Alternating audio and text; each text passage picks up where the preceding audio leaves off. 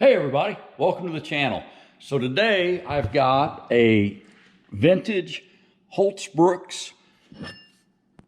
Agdor axe head. I'm going to put a new handle in it. And I know that this axe with that stamp, if you can see it, and then on the back side it has the weight. So it's a 4-pound axe, or 1.75, I guess, kilograms. But it says made in Sweden, then it has this was a cold stamp. It's got HB with the arrow and then the circle. And then, for example, here is a newer HB, and it's got almost the same logo, but it was hot stamped, they say, so it's a lot deeper. It doesn't wear out. And then they've moved the weights to the front later on in their production. So this is after 1988. This one is before 1988, and they started making them like that in 1970. So it's an older Agdor axe, but we're going to put a new handle in it. Here's something that I noticed with this. So here's our HB Agdor axe, and this is, wish you could see that better, but it's a true temper flint edge Kelly Works axe. So this one, compared to the HB, if you can see that, look how much bigger the axe eye is, the handle eye is on the HB than it is on the true temper. And this handle is one that is just a store-bought handle from around here, and it fits pretty good into the true temper, right? But look at on the HB, there's no way that'll work. So I ended up, I've got another Huts Bruk axe, and this one is the Arvika 5-star racing axe, and it's one of their, they call it a premium axe. But anyway, it's a 4.5 pound, it's a monster. But what I did was I got a Huts Bruk handle for an Arvika, and it has a much larger eye, so it won't even begin to fit in the true temper. Of course, you can whittle anything down as wood, but so here are these axes, and this is the true temper flint edge Kelly Work axe, the Agdor HB, and then of course the Arvika. Just love these old axes. Okay, so I moved to our upstairs wood shop just because it's a lot warmer up here. When you're rehandling an axe, it's important to put it on the right side. This is the top of the axe, and you can see it's got a little bit more of a curve on the bottom. I've bought used axes before that have been mounted like this, and some of them are less pronounced than this, but always make sure you're putting them on the correct way, which is this direction. So the plan here is to just shave down this handle until it fits, and we want it to stick up and be proud just a little bit. Then we'll put in our wedge, our wood wedge, and then we'll use one of these barrel wedges. And that's the way these Huts Bruk axes come from the factory. So that'll be about right there. So we'll go ahead and get this started, mount it up in our wood vise. So I started doing these axe handles, or actually any wood handle, at my family's hardware store when I was about 15 years old. And for a while, we actually, if somebody bought a wood handle, a new handle, we would throw it in for free. Then I think we started charging like $2, and I think eventually it got to like $5. So there are a lot of people putting handles on axes on YouTube and then selling them, and that's not what we're about here. I just like these old tools, and I'm just kind of doing it as a hobby.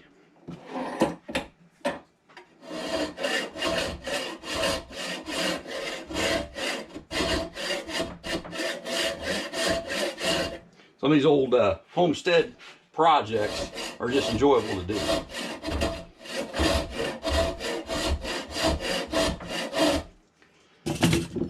So again, with the bottom towards the bottom.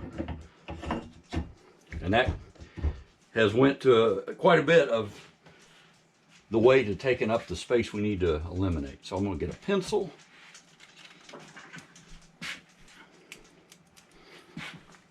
And I'm going to draw a line where we've gotten to. Work it back off. Okay, so just a little more shaving.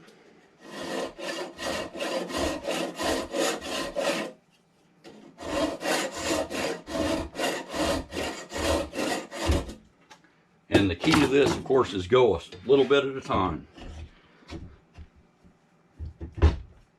Okay.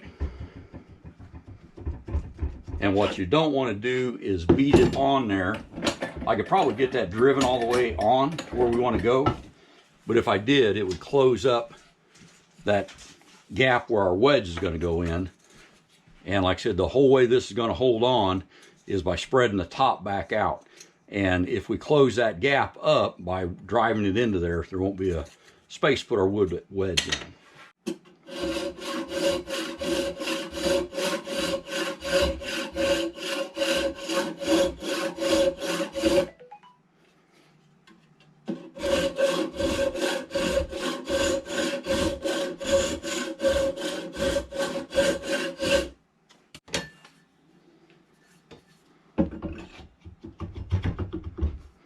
Look at that, it's coming together nicely. And at a certain point, we do want to drive it on there, but we just want to make sure we don't close up our gap for our wedge.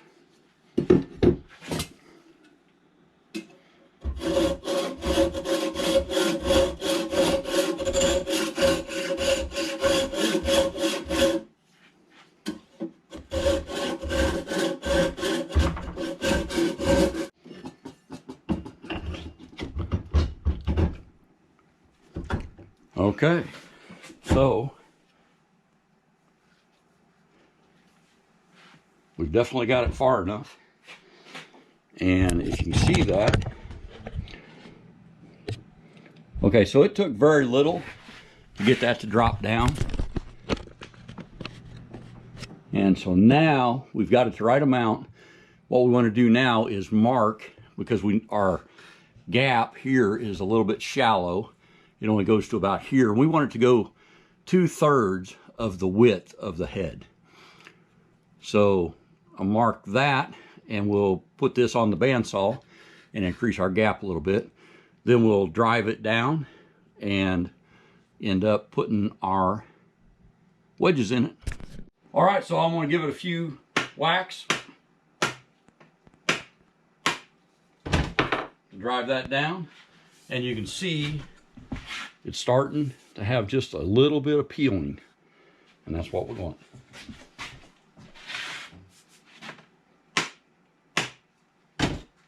Okay, now I'll put my lines on it.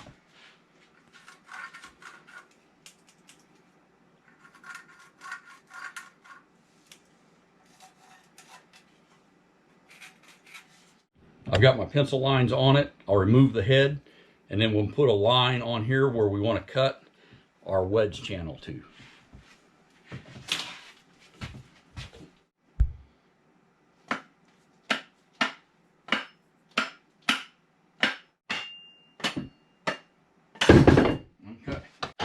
Okay, so to go with this head sitting here, to go 2/3 of the way, I've got my line marked right there. So I'm going to cut the channel from here where it stopped down to that line.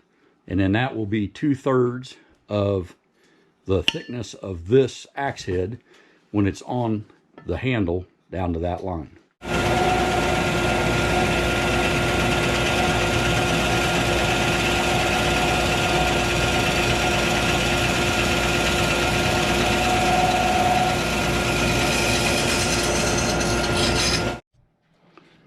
Okay, so I cut it out with the bandsaw, but that bandsaw kerf is a little bit thinner than that kerf, so I'm just going to clean that out with our miter saw.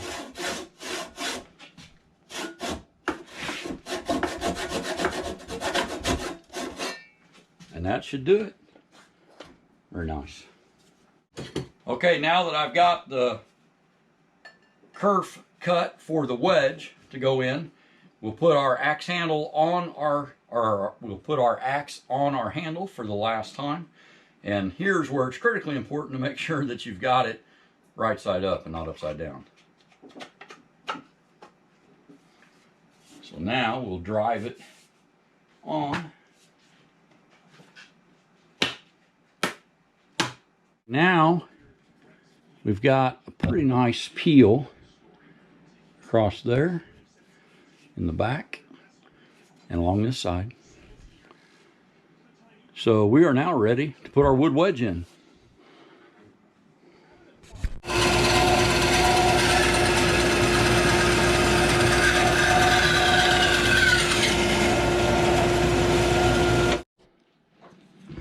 Okay, we're ready to put our wood wedge in, and I'm just going to go ahead and use this Titebond wood glue on it. People discuss whether you should use wood glue or not on the forums, and I don't have a good answer for you. All I can tell you is I like it, and we use wood glue on pretty much everything we build around here, so I'm going to use it on this axe.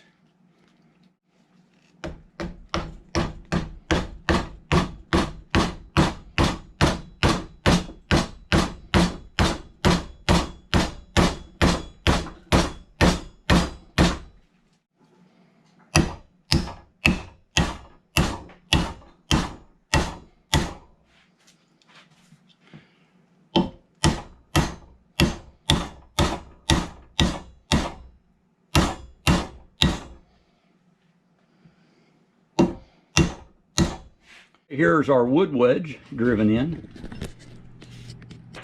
and with glue down. So what we'll do now is trim that off and put our barrel wedge in, and this will be finished.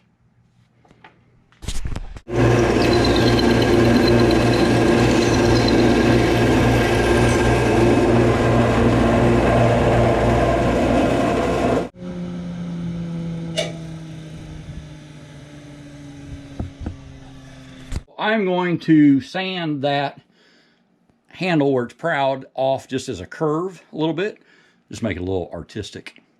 And then we'll drive our barrel wedge in.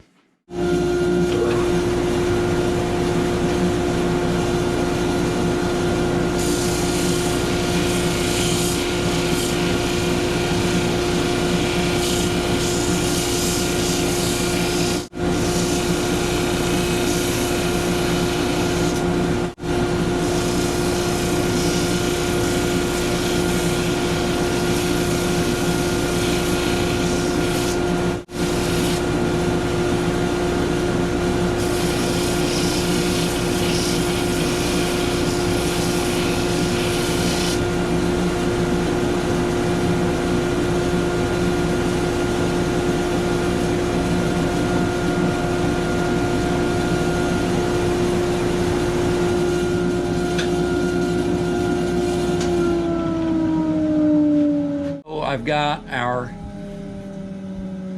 handle sanded off, and for freehand, looks pretty good to me. I like the difference in the contrast between the wedge and the handle material too. That's pretty cool. Okay, we'll put our barrel wedge in, and then we'll go see if this will chop. Now I'll drive our barrel wedge in, and I'm going to put that just slightly to the rear of the center of the eye. And that's more just because that's where I think it'll look good.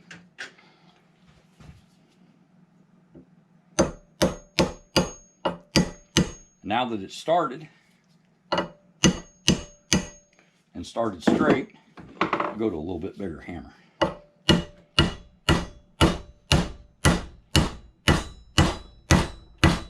Well, I've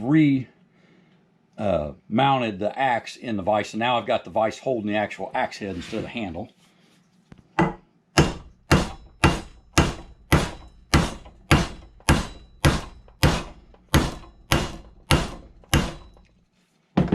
And it's starting to split the wood out, which is what we want it to do. Come back up just a hair.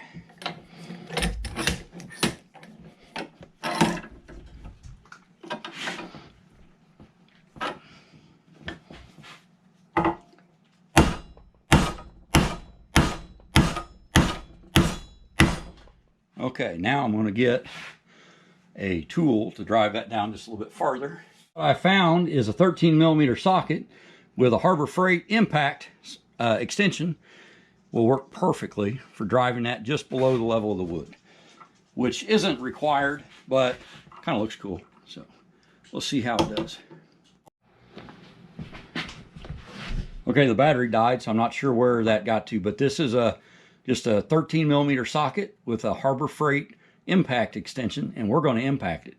So what we're going to do is use that to countersink our barrel wedge just slightly. I'm going to put this on.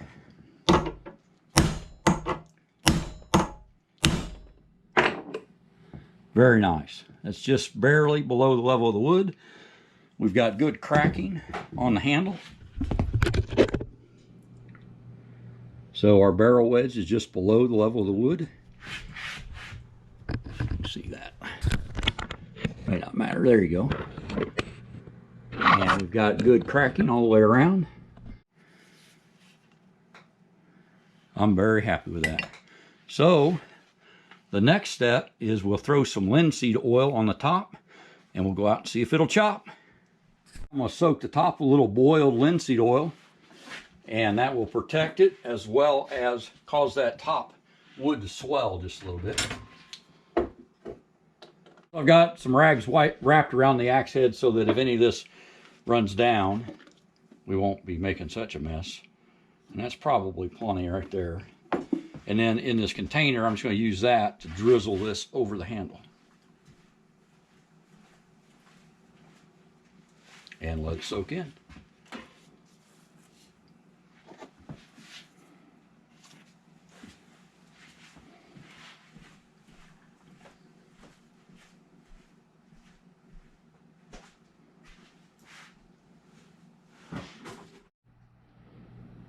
The nice thing with our barrel wedge countersunk is it makes a nice little reservoir for our linseed oil as it's soaking in.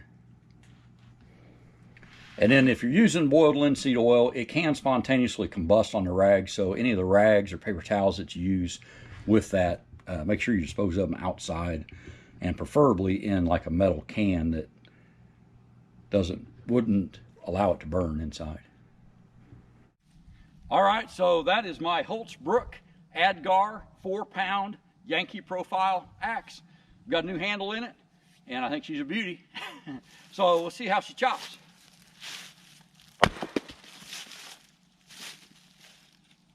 sure still recording. This is actually the third time I've done this. I about got all my wood about as small as we can go. So one more time. Okay, once again. Nice. So as Buck and Billy Ray says, she's deadly. So thanks a lot for watching.